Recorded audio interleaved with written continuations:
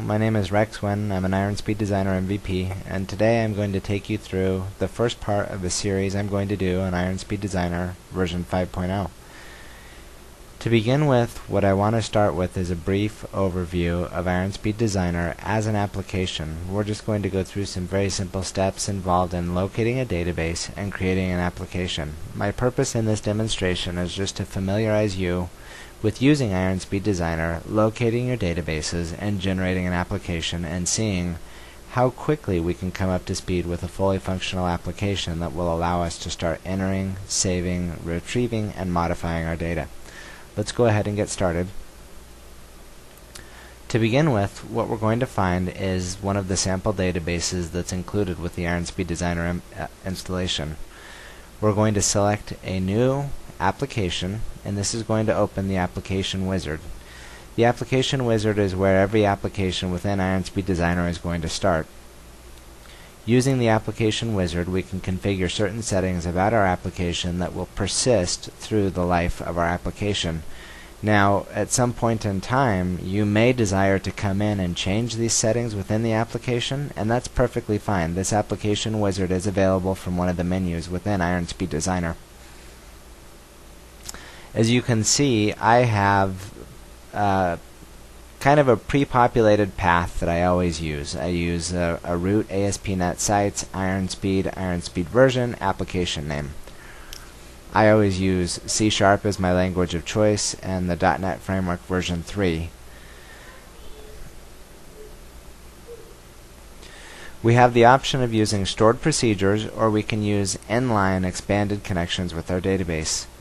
Here we have some language options where we can select our native language or the language where we are going to deploy our application. We have other customizable options which are kind of self-explanatory as we move through this application wizard. Each of these options has little help icons which give you a brief explanation of what you can do. I'm going to start off by changing my application name to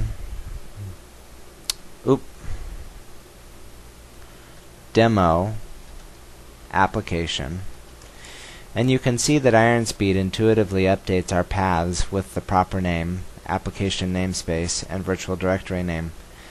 This is pretty nice. It shows how well put together Iron Speed is and how well the designers thought it out as they were building this application. In this screen, we have the option of choosing from several very well designed pre-built application templates for our Iron Speed Designer applications.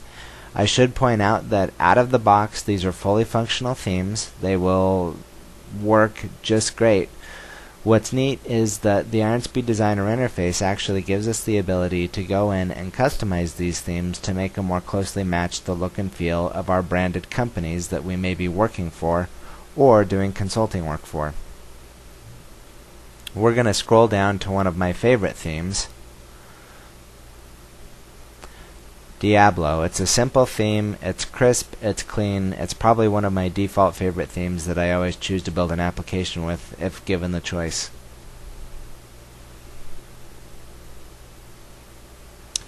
This is our database configuration screen, and we actually have quite a bit of flexibility here. We can use Microsoft Access databases, Microsoft SQL Server 2000, 2005 databases, or Oracle databases. I actually don't have any experience working with the Oracle databases within Iron Speed, but from what I understand, it's just as simple as working with the SQL Server or the Access databases. I have a couple of different SQL Server databases on my network, and Iron Speed smartly lists them here where I can choose whichever one I would like to connect to. I actually don't want to use an SQL Server database in this example, so I'm going to switch to Microsoft Access, and then I'm going to use the Browse button to navigate to my database. And as I mentioned before, I always have a pre-built path that I like to generate my applications from. And so I am looking for ASP.NET Sites,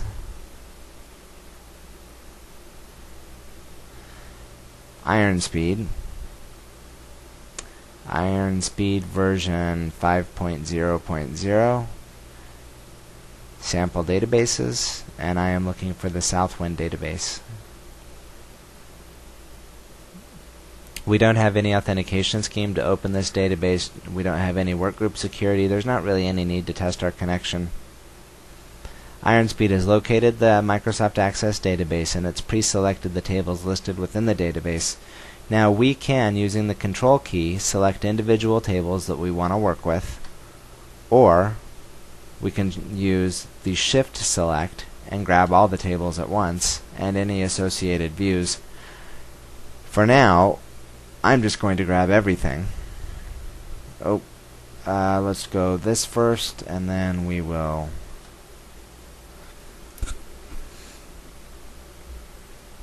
Alright, that gives us the whole kit and caboodle, and now what we're going to do is move through to the next page of application generation.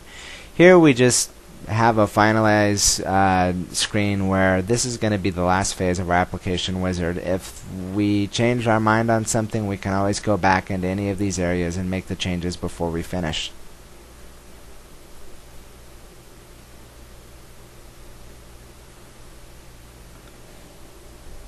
IronSpeed has finished generating our application. At this point, you might notice that as you browse into each part of the application, you're only going to see ASPX pages. It isn't that IronSpeed forgot to do the .cs pages, it's just that until we fully build this application, that code isn't going to be generated. Let's go ahead and talk about the interface. And for some of you coming from previous versions, there's going to be a lot that's the same, and there's going to be just a few things that are different. One of my favorite features, especially when I'm doing videos and working with a constrained workspace, is the ability to show and hide particular parts of the application interface. Using the push pin, just like within the Visual Studio IDE, we can pin certain parts of the IronSpeed application open depending on what we're doing. I like to go ahead and just fly them out so that I have the biggest work area possible within my application. And this is basically a quick nutshell build of an IronSpeed application. What I would like to do is pin this open, and the last part I'm going to do in application generation is to go ahead and build this application. I'm not going to run it, we're just going to build it, and I will cover running and configuring the application in the next part of this video series.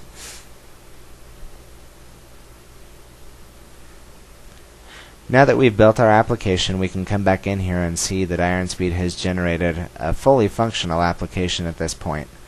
We can come into the code navigation window, and we can begin to view and make changes to our code. That wraps up what I wanted to discuss in the first part of this series, which is generating an application using IronSpeed. The next part of this series will go into actually exploring the different pages, page types, the code, and the interfaces generated by IronSpeed Designer, and we will go into more detail about customizing IronSpeed applications.